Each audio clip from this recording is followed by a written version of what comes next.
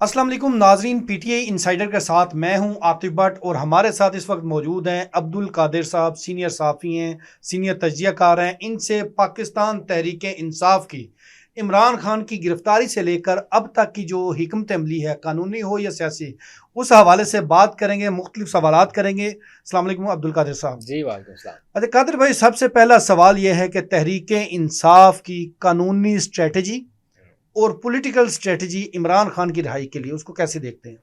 देखिए, कानूनी स्ट्रेटजी जो है वो मैं 26वीं तरमीम के बाद तो बड़ी नाजुक सूरत हाल है।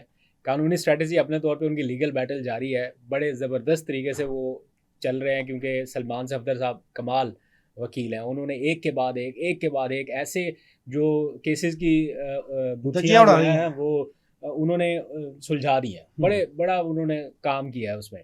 लेकिन अब ऐसा है कि 26वीं तरमीम की सूरत में एक पहाड़ जैसी रुकावट हायल है जिसको उन्होंने क्रॉस करना है, और ये बड़ा मुश्किल चैलेंज है पीटीआई के लिए, और इसको अंडरस्टैंड करते हैं इमरान खान भी, बाकी सारे लोग भी, कि अब उतना आसान नहीं रहा। बिल्कुल। तो ये तो होगी उनकी पॉलिटिकल स्ट्रेटजी। अब जहाँ तक सॉरी लीगल स्ट्रेटजी, अब जहाँ तक उनकी पॉलिटिकल स्ट्रेटजी है वो क्या है?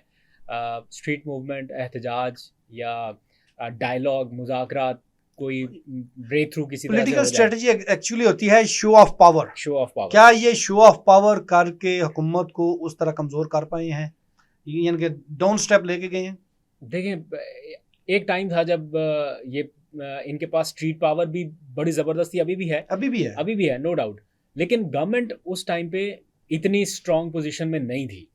अभी इन हालात में, ये पाक भारत हालिया जंग के बाद, ऐसा लगा कि गवर्नमेंट की पोजीशन थोड़ी और मजबूत हुई है। बिल्कुल। थोड़ा नैरेटिव उनका थोड़ा सा और स्ट्रॉन्ग हो गया, और इसमें अब पीटीआई जो है फौरी तौर पे हुकूमत मुखालिफ तहरीक चलाने के लिए बहुत सारे एलिमेंट्स हैं। मौसम का एलिमेंट है, अदालतों की छुट्टियों का एलिमेंट अभी है। तक सीज फायर है, जंग मुकम्मल खत्म नहीं हुई। आप सही कह रहे हैं। इसीलिए पीटीआई ये कह रही है कि इससे पहले कि दोबारा से जंग शुरू हो, या सीज़ फायर की खिलाफ वर्जी हो, या उस मौके पे दोबारा से किसी नेशनल यूनिटी की ज़रूरत पड़े, अभी से हम आपका साथ देने के लिए तैयार हैं। आप एक कदम आगे बढ़िए, हम 2 कदम आगे बढ़ाने के लिए तैयार हैं। तो ये इस टाइम पीटीआई के कैंप्स में बातें हो रही हैं। तो अगर आप कह रहे हैं कि शो ऑफ पावर के हवाले से, एज इफ़ नाउ जब हम बात कर रहे हैं, इजलास हो रहे हैं, लेकिन उसमें बहुत सारे एलिमेंट्स, जैसे मैंने बताया, कि वो मद्देनज़र रखे गए हैं कि यार इतनी गर्मी में लोग निकाल सकेंगे या नहीं निकाल सकेंगे। और इस बार ये कहा गया है कि हम एहतजाज के लिए तब निकलेंगे जब कम अज़ कम हमारे पास 2 लाख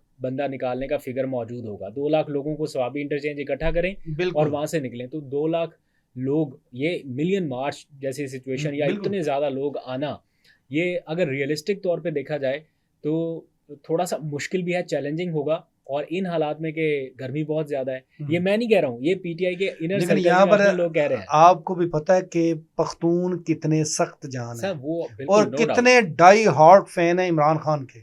लेकिन असल इनको निकालना किसने है? लीडरशिप ने। असल तो कारकुन तो निकलने के लिए तैयार बैठा हुआ है, उसको गर्मी सर्दी की परवाह नहीं है। असल तो बिल्कुल। जो एसी में बैठने वाली लीडरशिप है, उनका मसला है ना कि वो निकलने के लिए तैयार हैं। और प्लस आपको पता है, अभी हमारी थोड़ी देर पहले एक सोर्स से बात हो रही थी, वो हमें क्या बता रहे हैं? वो बता रहे हैं कि जनाब, हम एहतजाज की प्लानिंग कर रहे हैं, और हमें ये बताया जा रहा है कि अदालतों की छुट्टियां हैं, अगर पकड़े गए तो हमारी जमानत कोई नहीं होनी। तो वो इस चीज़ से भी घबरा लेकिन रहे हैं। आप ये देखें कि फिर कैसी कैसी लीडरशिप जो है हाँ, जेल काट रही है हाँ। तो इमरान वो खान, कह रहे हैं ना, और उन्होंने कहा। उनके आगे जो सेकंड टीयर है या थर्ड टीयर जो उनके हाँ, पार्टी के लोग हैं, उनकी सोच कैसी है? और जिसको इमरान खान ने जिम्मेदारी दी है एहतजाज के लिए, उस शख्स का ये मौक़िफ़ है कि अगर पकड़े गए तो ज़मानत नहीं होगी। तो जो जो थर्ड ईयर का बंदा है, उसने कहा फिर तो कि मैं इसका मतलब है फिर हम इमरान खान को जाके बता दें कि आप सितंबर अक्टूबर तक इंतज़ार करें, मौसम ठीक होने का, हम फिर निकलेंगे।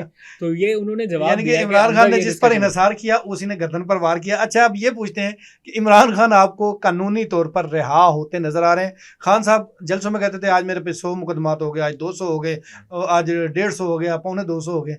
तो 200 मुकदमात में जमानतें और जो मुख्तलिफ जो केसेस में सजाएं हैं वो इतनी जल्दी हो जाएंगी? कब तक 2025 में इमरान खान सर, बाहर आएगा?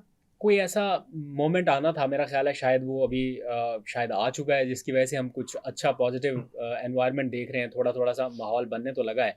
अगर तो ये माहौल उस नहज तक चला गया कि जहाँ पे ये अंडरस्टैंडिंग हो गई, हाँ जी इमरान खान ने बाहर आना है, तो ये 200 मुकदमा जितनी तेज़ी से बने थे उतनी तेज़ी से ही ख़त्म होने लगेंगे। ठीक है, सही, इसमें बिल्कुल। कोई वो नहीं है कि जनाब, मेरा इस बात पे बड़ा स्ट्रॉन्ग बिलीव है अभी भी कि इमरान खान को जो सज़ाएं सुनाई गई हैं 14-14 साल की, ये इसलिए नहीं सुनाई गई थी कि इमरान खान ने 14 साल जेल में रहना है या 7 साल जेल में रहना है। तोड़ने के लिए, ये बेसिकली तोड़ने के लिए, उनके झुकाने के लिए। वोटर्स को डिमोटिवेट करने के लिए था, लेकिन वो नहीं हो सका। ना वो टूटा, ना उनके वोटर्स डिमोरलाइज हुए। तो इसलिए ये केसेस एट द एंड इनका फेट यही है कि ये ख़त्म होने हैं, लेकिन किसी हाई एंड पे, किसी हाई नोट पे ख़त्म होने हैं। वो माहौल का इंतज़ार शायद किया जा रहा था कि चलें इस नोट पे जाके चीज़ें रिवर्स होना शुरू होंगी, होनी तो है।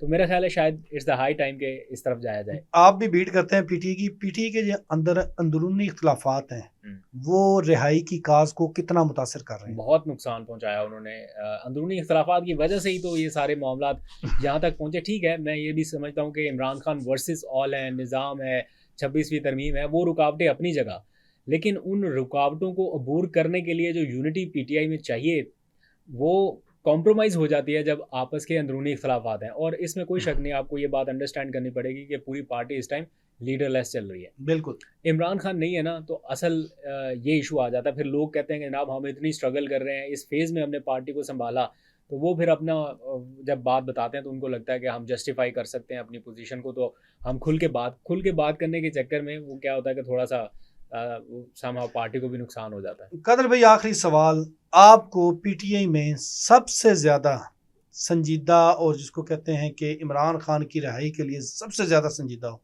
कौन सा एक शख्स मरकज़ी क़यादत में, सूबाई क़यादत में नज़र आता है, और कैसे, क्या आपको उस पर बिलीव है कि वो बहुत संजीदा है? मैं ये तो नहीं कहता कि कोई गैर संजीदा है, सारी संजीदा कोशिश अपने तौर पे कर रहे हैं। किसी की उतनी सह है कि वो अपनी बात मनवा सके, किसी की नहीं है। मुझे लग रहा था कि जैसे शाह महमूद कुरैशी थे, लेकिन वो जेल में है। वो वज़ीर आला साबिक़ पंजाब के चौधरी परवेज़ इलाही, वो कुछ किरदार अदा कर सकते थे, लेकिन वो खामोश हो गए, उन्होंने नहीं किया। अली अमीन गंडापुर के ऊपर नज़रें थी, लेकिन उन्होंने हालिया इवेंट्स में जिस तरह किरदार अदा किया, मैं उनके ऊपर कोई डाउट नहीं कर रहा, लेकिन वो एंड इस तरह से हुए कि अपने ही लोगों ने उनके ऊपर डाउट करना शुरू कर दिया कि शायद मिला। या देखो, जिसको इमरान खान ने इतना रिस्पेक्ट दिया, वो मेरा नहीं ख्याल, मैं अभी भी सोचता हूँ कि अली अमीन गंडापुर को थोड़ा मिसरीड कर लिया जाता है समटाइम्स कि शायद ये इमरान खान के साथ कोई गद्दारी कर रहा है। ऐसा नहीं है, ये बेसिकली दुश्मनों के भी फलाई साजिश होती है। कुछ लोग ज्यादा ही एग्जैजरेट कर देते हैं चीजों को। लेकिन आपको किससे उम्मीद है? मुझे लगता है कि शायद अब बचे तो पीटीआई की लॉर्ड में और कोई इतना खास आदमी है नहीं कि वो किरदार अदा कर सके सारी सेकंड थर्ड ईयर की। मैं तो कहता हूँ जो चेयरमैन साहब हैं वो भी मासूम से आदमी है, शरीफ से आदमी है। सारे नए लोग हैं ना, नई लॉट है, नई लीडरशिप है, कुछ लॉयर्स, कुछ पॉलिटिशियन, सारी पार्टी नई बन गई ना।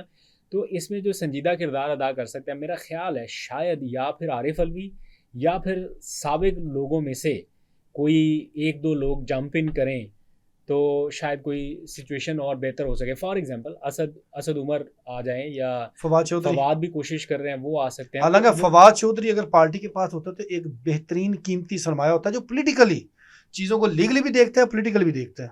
बट वो फिर उन्होंने पार्टी छोड़ी ना, तो उस वजह से देखें पार्टी छोड़ी। जब ये पीटीआई में आए थे तो कौन सा पीटीआई की पहली पार्टी उनकी, उससे पहले भी तो किसी ने। आप ठीक बात कर रहे हैं, लेकिन वो पीटीआई का एक असूली फैसला जब इमरान खान ने कर लिया कि हमने नहीं उन लोगों को वापस लेना, मेरा ख्याल है शायद ये किसी राइट टाइम पे वापस आ भी जाएंगे। कुछ लोगों के लिए एमनेस्टी होगी और वो डिसाइड इमरान खान ही करेंगे।